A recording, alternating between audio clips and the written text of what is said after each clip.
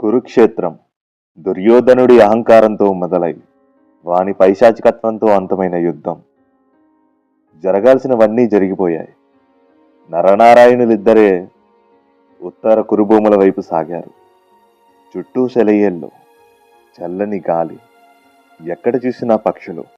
అలసిపులిసిన శరీరంతో పార్థుడు మాధవుడి వైపు చూస్తూ, యుద్ధం అయిపోయినట్లేనా బావా అని నీరసంగా అడిగాడు. మాధవుడి సమాధానం మాటల్లో రాలేదు. నిలబడినవాడు నిలబడినట్లే సవ్యసాచి మీద కూలిపోయాడు. బావా కృష్ణ, ఏం జరిగింది అని కంగారు పడుతూ చూశాడు కిరీటి. కృష్ణుని ఒళ్ళంతా గాయాలే. నారాయణుడు నీరస హృదయంతో, అలసిపోయాను బావా. ఈ మాట వినగానే కిరీటి కంటిని కన్నీరు కమ్మేసింది. క్షమించు బావా, నీది కాని యుద్ధంలోకి నిన్ను లాగాను అని అంతటి అర్జునుడే కృష్ణుడి చుట్టూ చేతులు వేసి వెక్కి వెక్కి ఏడ్చాడు. భయం అర్జున.